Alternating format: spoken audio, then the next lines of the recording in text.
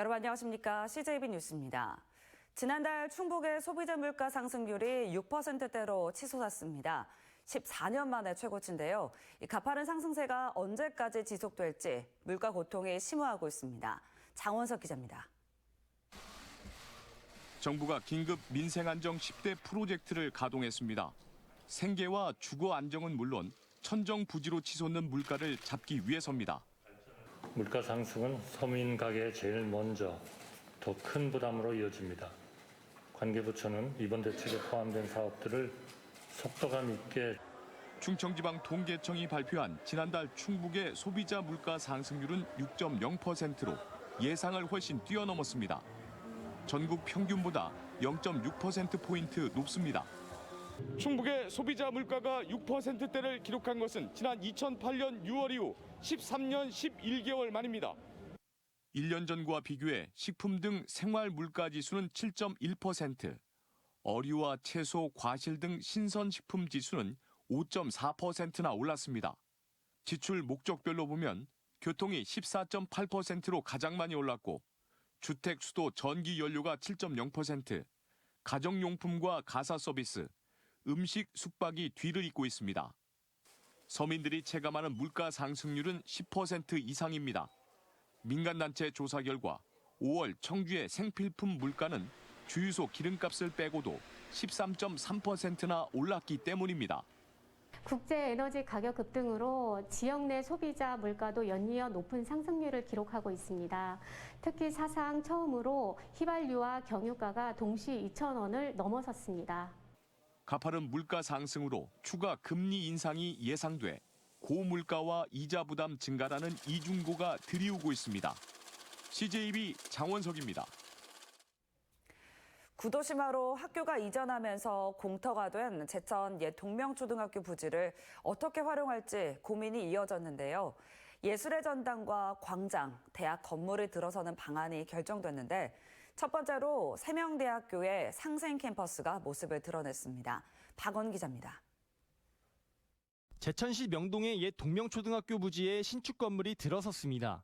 내부에서는 이삿짐을 나르고 물품을 정리하는 데 한창입니다. 세명대학교가 조성한 상생 캠퍼스의 입주 현장입니다. 총 사업비 100억 원이 투입돼 지하 1층, 지상 5층 규모로 지어진 이곳. 앞으로 1층에는 근린생활시설, 2층은 체류형 동아리실과 강의실, 3층부터 5층은 학교 측의 화장품 임상지원센터가 들어설 예정입니다. 상생 캠퍼스는 도심 내에 대학 건물이 파고들었다는 것에 의미가 있습니다. 학생과 학교 관계자를 원도심으로 유입해 인근 상권을 활성화하는 등 새로운 활력을 불어넣을 수 있다는 겁니다. 학교 측은 시민이 자유롭게 출입할 수 있도록 개방하고 지역민을 위한 다양한 특강도 마련할 계획입니다. 예술의 전당하고 여름 광장, 그다음에 저희 학교에서 이루어진 여러 가지 특강들, 문화활동이 열심히 활발하게 이루어질 겁니다. 많은 시민들의 관심을 부탁드리겠습니다. 대학교와 자치단체가 머리를 맞대고 조성한 옛 동명초 부지의 첫 활용 방안 상생 캠퍼스가 어떤 효과를 가져올지 주목되고 있습니다. CJB 박원입니다. CJB는 얼마 전 다지증과 발달장애로 수술과 정밀 검사가 필요한 슬기의 사연을 전해드렸는데요. 아동의 사연을 접한 많은 분들이 곳곳에서 도움의 손길을 전해와 훈훈한 감동을 주고 있습니다. 천원의 힘, 안정은 기자입니다. 청주에서 엄마와 함께 살고 있는 5살 슬기는 오른쪽 손가락이 6개인 다지증을 갖고 있습니다. 원인 모를 발달 지연으로 체구는 또래보다 작고 자폐까지 의심되지만 비용이 부담돼 검사는 엄두도 내지 못합니다. 슬기 어머니 역시 심한 임신성 당뇨를 앓고 있고 우울증과 조울증 등 심신이 많이 지쳐 있습니다. 슬기네 가족의 안타까운 사연이 전해지자 도움의 손길이 곳곳에서 전해졌습니다.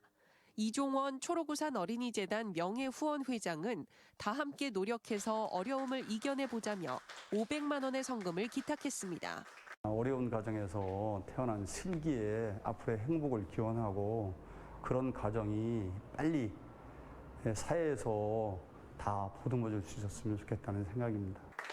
신협중앙회 충북지부와 두손모아 봉사단은 슬기네 가족에게 500만 원을 후원하며 앞으로도 지역 내 도움이 필요한 아동을 위한 아낌없는 후원을 약속했습니다.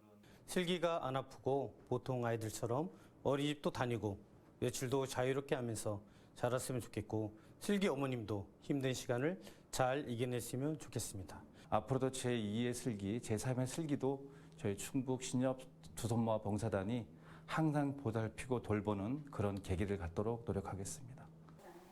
하루에 10,000원씩 1년간 365만 원을 모은 신동화 약사는 충북 여약사회를 통해 기부금을 전하며 선한 영향력이 이어지길 희망했습니다. 내가 다른 그 받은 거를 또 다른 거에 선한 영향력을 주다 보면 그게 이제 돌고 돌아서 조금 더 나아지지 않을까 하는 생각에 CJB는 초록우산 어린이재단과 천원의 힘 희망 캠페인으로 슬기네 가족에게 힘이 되고자 합니다. 초록우산 어린이 계좌로 성금을 보내주시거나 한 통화에 3,000원인 ARS 전화로 성금을 모아주시면 슬기네 가족에게 새 희망이 될 수 있습니다. CJB 안정은입니다. 김영환 충청북도지사 당선인은 청주 미호천을 찾아 선거 기간 공약했던 미호강 수목 정원 조성에 강한 의지를 드러냈습니다. 지사직 인수위원들과 함께 미호천 합수머리를 둘러본 김영환 당선인은 수려한 자연경관이 방치되고 있어 안타깝다며 이곳에 수목 정원과 공원 문화 콘텐츠를 조성해 청주의 랜드마크로 만들겠다고 말했습니다.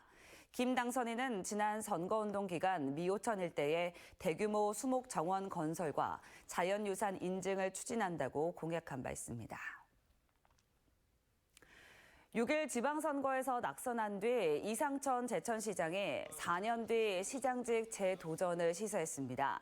이상천 시장은 자신의 SNS를 통해 뜨거운 성원에 부응하지 못한 죄송함에 목이 메인다며 새로운 도전 의지를 다지고 다시 시작하겠다고 밝혔습니다. 민주당 소속 이상천 시장은 당초 무난히 재선 고지에 오를 것으로 전망됐지만 국민의힘 김창규 후보에게 2,600여 표 차이로 패해 충북 최대 이변으로 기록됐습니다.